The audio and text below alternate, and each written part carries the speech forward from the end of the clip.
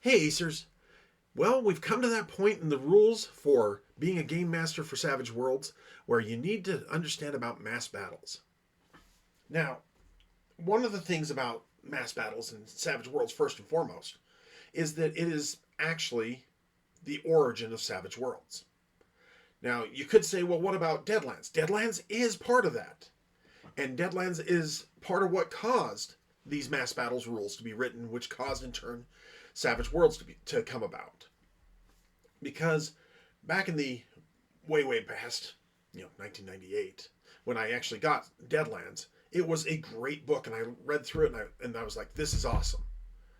But when I dropped out of role playing for a little bit, or just didn't have the money, I did not pick up the Great Rail Wars, which was a boxed miniatures battle engine or battle game set from Pinnacle. Now, these rules that they used for their miniatures battles can also work for your miniatures battles. And those rules being so slick and easy and just quick to happen and helping to resolve these mass battles where you've got a whole bunch of miniatures out on the field and you're going up against somebody else and you've got terrain and everything where you're trying to lay your rails, and so you have the Wichita Witches versus Hellstrom's rail laying group and everything like that. And they're going to fight it out. And you're going to roll for each of these different units, basically. And that's really, like I said, that's what brought about the idea for the rules, the good, streamlined rules that are Savage Worlds. So, we get into the reincorporation of mass battles, kind of bringing the whole game system full circle when you do this. Now, ultimately, mass battles are in almost all of our great works of literature. I mean, obviously, I could say War and Peace, but I really could only partially say that because I haven't read it yet. Maybe I need to read it someday, but right now I've got so many other things I'm reading. I mean, come on, I'm reading Rise and Fall of the Third Reich. That's an adventure in and of itself, and that again is a mass battle. So history is full of mass battles, and what we tend to do, and it's a good thing to do, is we focus in on a specific character who can carry the story through. For those of you who have seen, hopefully, if you're a teenager, only an edited version, but for those of you that have seen portions of Band of Brothers or read the book, if you're interested in World War II history, that is a story that follows a unit from Toccoa, Georgia, and they're some of the first paratroopers in American history, as they train starting in 1942. So the year after the bombings at Pearl Harbor, they train, they become excellent, and they are then taken to England for further training, and then on D-Day in 1944, they are dropped into France. So there's this following the line, and then as the months go on, they work their way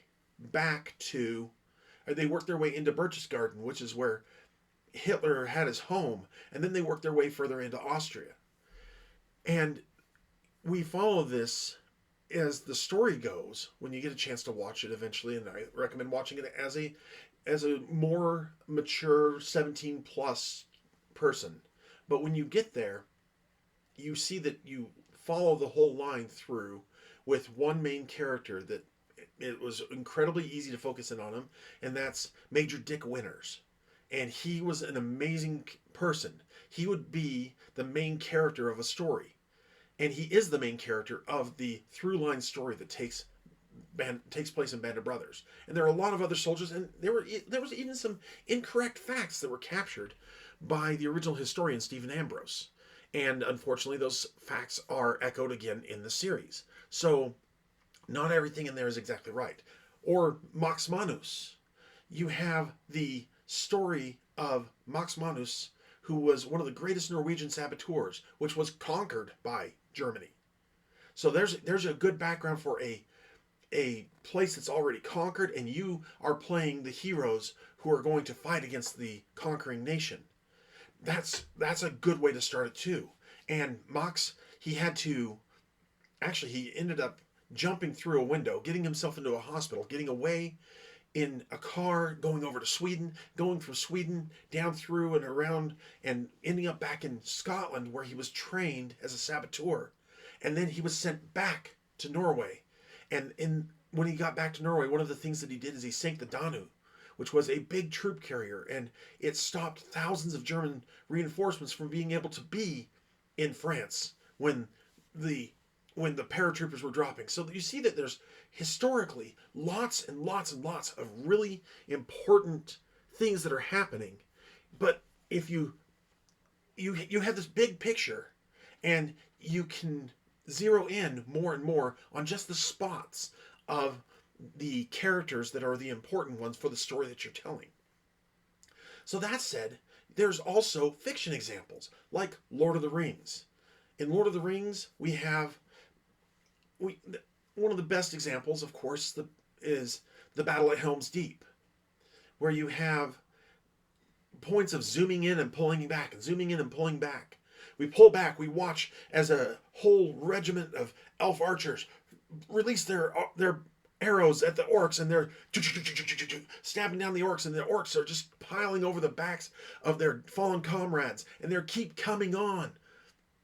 At the same time, you zoom into Gimli and Legolas as Legolas is plugging orcs and counting the number of his kills, but Gimli with his axe is sitting up there and swinging his axe, and he's just as important to the defense of the Helm's Deep as Legolas is, as the whole unit up there is. But these are two of our focus characters for the story, so we're going to focus in on them. And this is where, like I said last week, or a couple weeks ago, an interlude can come in. And as they're back to back, and Legolas is like, "Oh, I really want to take you to the Forest of Fangorn," and Gimli's like, "I really want to take you to these caves that are," and so they're talking about these things. They're bonding more as friends in the heat of this incredible, intense battle that's going on all around them. That's why the mass battles rules were added back into Savage Worlds, because you need to be able to have moments like that. And there are moments where we zoom in on a couple characters in a larger battle, and sometimes they're not even important characters, like one of the A-Wing pilots who, she wasn't, that A-Wing pilot was not a main character at all, but that A-Wing pilot is the one that piloted their A-Wing right into the bridge of the Executor and caused it to crash. And I'm sure that there's Star Wars fans out there that are just ready to correct me and tell me exactly how I'm wrong, but it doesn't matter.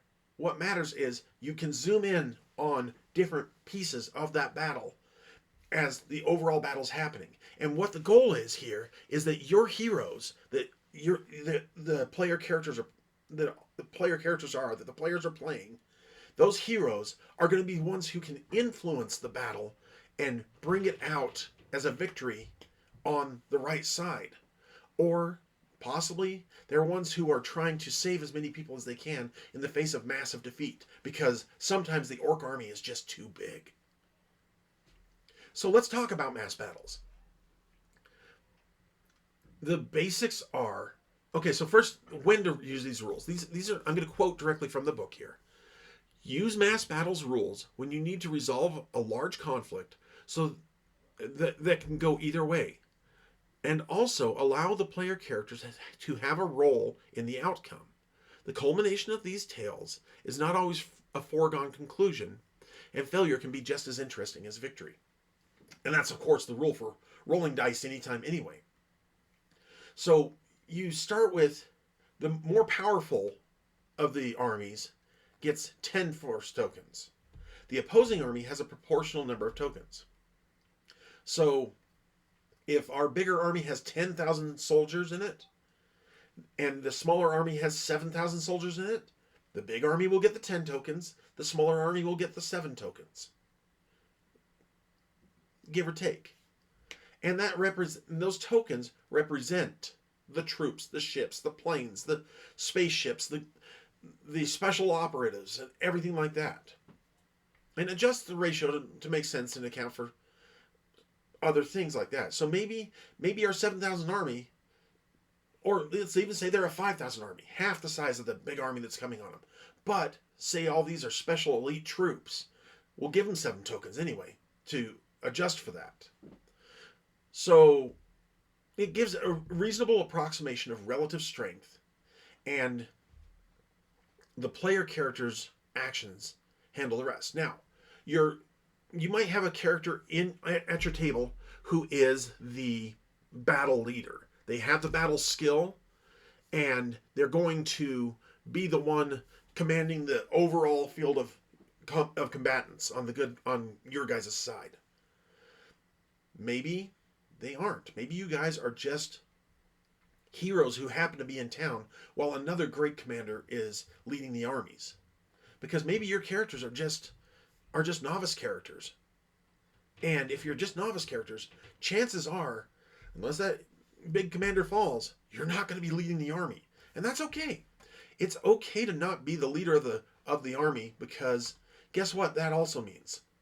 It also means that you have some freedom to move around and find ways to help improve that main leader's die roll. So that's what the characters are mainly there to do. As a real life example, I not in war, but I was hired initially on a job to be a leader of an overall group. And one of my specialties is called agile development. And that is that I am an expert at teaching people how to make plans to accomplish things using an ability to adjust to violent or not necessarily violent, but volatile is the word I'm looking for. Volatile or unplanned or chaotic or just overall anarchy that can happen while getting things done.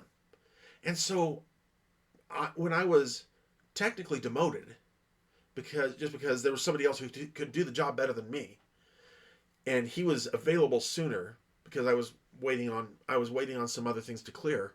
When he was available sooner, my overall program manager, he said, "Look, I need this guy now. I need this role filled now. I need this starting now."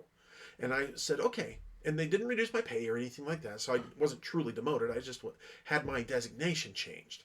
And that freed me up to become the agile coach for the team. And that means that I can work with individual teams and I can help them improve their agility while not actually leading the fight and getting the work done. So that's the difference between the two, is that your player characters most likely are going to be doing what I do as an agile coach. They're going to be going around and finding resources, boistering the troops. They're going to be helping to train the troops, things like that. So that's where they're going to be able to help the good guys. And you can play it however you want. Hey, you guys could be playing orcs, and Savage Worlds can do that. But that's where we're going to have the battle. So, quoting again from the book, and this is on page, if I can get it down there, 131. At the start of each round, the player characters discuss and decide on their plan. Next comes opposed battle rolls by the rival commanders. Add modifiers below as appropriate to each roll. So the side with the most force tokens adds +1 for each point in difference, each token in difference. If the larger army has 10 tokens and the smaller one has 7, for example, the commander of the more powerful army adds +3. So in our case, even though it would be +5, it's +3 because we have elite troops. Tactical advantage. And if you grant you can get a between +1 to +4 bonus to the battle roll of the commander for any special circumstances that might help the army. Air superiority, fortifications, conditions not otherwise factored into the army's strength. So if if you have a character who's a dwarf and he's going to be really good at mining and sapping underneath the bad guys. They go in a secret tunnel under the wall and they chisel out, since they know that the enemies, this is days before they come, they're going to days before, and you can even spend bennies to say, yeah, with my dwarven regiment of sappers, we went out and dug some tunnels underneath and packed them with magical explosives. And so that could easily give a plus. It could give a +1, +2, +3 advantage to the side of our 7-point army. And if there's a particularly effective or clever plan, or there's a battle plan of some sort, then they definitely have the opportunity to, if they have that success available, then you can have that happen. I kind of just heard about this from Blades in the Dark. I haven't read it yet, and I want to read it. But instead of sitting around and planning, I think that it would be more than fair to use a Benny to say, to like see an overall tactical weakness or strategic weakness of the enemy, and say, here's a Benny. We did a battle plan, and kind of give some ideas of the battle plan that you developed. And I think that could speed up the play of the game and the play of the battle. But each round, you want to, like, if you have your archer character go, you have a character who's an archer, an elven archer. Let's, just keep going with stereotypes. And they go out and they're going to stand with the archers on the wall, the archers from the army. They're going to stand with the archers on the wall, and they're going to lead a directed strike against a weak point of the enemy. We can give +1 for a battle plan, and we can have like, say, the archer roll their shooting roll, and we can even give them the advantages of aim and all those other kind of things. But they roll their shooting roll and use it as a support roll to the other archers on the wall and to the overall command. So if they roll a success with a raise, give a +2, kind of under the tactical advantage heading. Those archers just got given the help of a great archer, and they're all focusing their fire on one specific spot. So after the battle rolls have been rolled by the commanders, the casualties are generally distributed evenly throughout the army, or however is appropriate, and however you as the GM feels most appropriate. If both results tie, then both sides lose 1 force token. If there's a marginal victory, like just 1 or 2, between 1 or 2 over. So on a success, that's a marginal victory, I should say. So if you succeed, that's 4 over the other person. Then the victor loses 1 force token, and the defeated loses 2. So that represents the fact that these clashes don't happen just, and nobody gets away scot-free except with a raise. If you get a raise, that's total victory, and the defeated army loses 2 force tokens, and the victorious army keeps all of their stuff. Maybe they even do gain a morality bonus. That could be added in under that tactical heading. The tactical advantage could give you stuff on a morality. Now, a standard battle round is 2 hours of hard fighting. Change it as suits the needs of the story, and a more reserved fight might have 4 or even 8-hour rounds, while a siege might be a battle round per day. So, going into morale, after an army loses 1 or more force tokens, its leader rolls his spirit, modified but according to the table that's here, which is -1 for each force token lost so far, +2 if the army is made up mostly of undead or other fearless troops, +2 if the army is within fortifications or a prepared position. So that goes back to tactical advantage. That is one of the things that can help, is to be in a fortified or prepared position. And +2 if the army cannot retreat or will be killed if it does. So that's kind of that feel that I got at the beginning of another movie that was really well done, of Enemy at the Gates. And that was you had Soviets behind the Soviets that were charging into battle with machine guns to shoot down their own men if they tried to retreat. So, and success means that at a moral level, the troops keep fighting. Failure means the commander loses control of the force and the army is defeated but conducts an orderly retreat. A critical failure on that spirit roll means that they flee in a reckless route and they kind of scatter temporarily, and maybe that happens. Then your heroes could have the job of cobbling the army back together and returning to the battle. This is ways that you can use these things.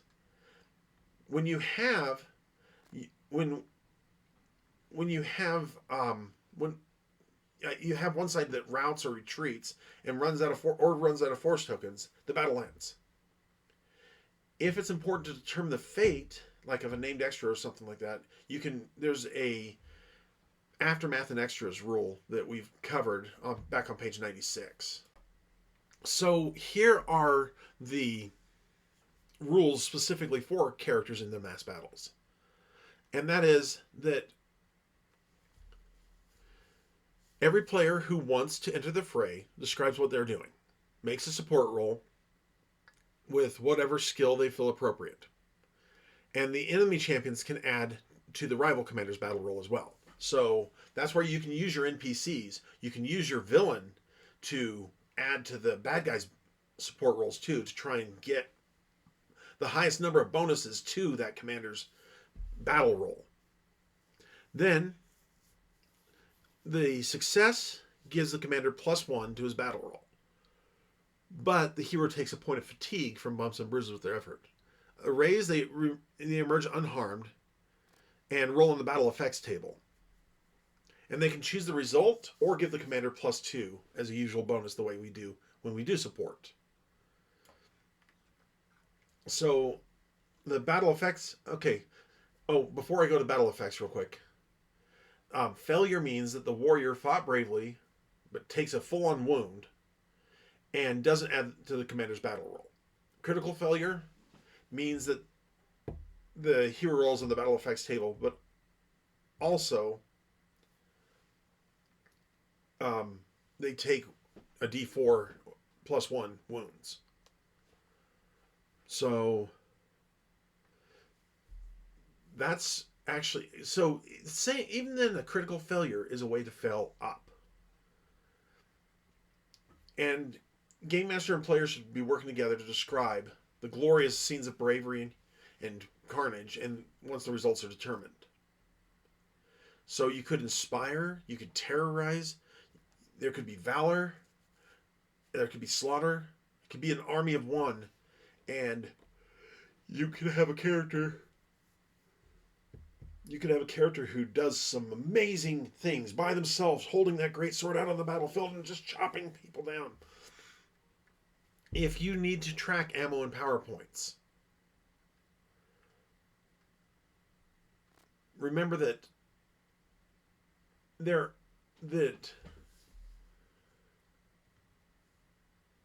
you're going to spend some of your ammunition or your power points. People with arcane abilities and they're tracking power points, they use 3d6 power points each round. That's going to be pretty heavy.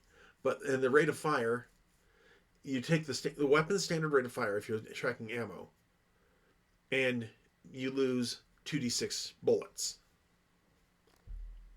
Okay, so again, I'll just quote it here. Arcane types use 3d6 power points each round of battle. Characters with ranged weapons fire at the weapon's standard rate, which could be as small as 1, or it could be 3 or 4 even. standard rate of fire 2d6 times. So you could, if you had a maximum on a machine gun that you were firing that had a rate of fire of 4.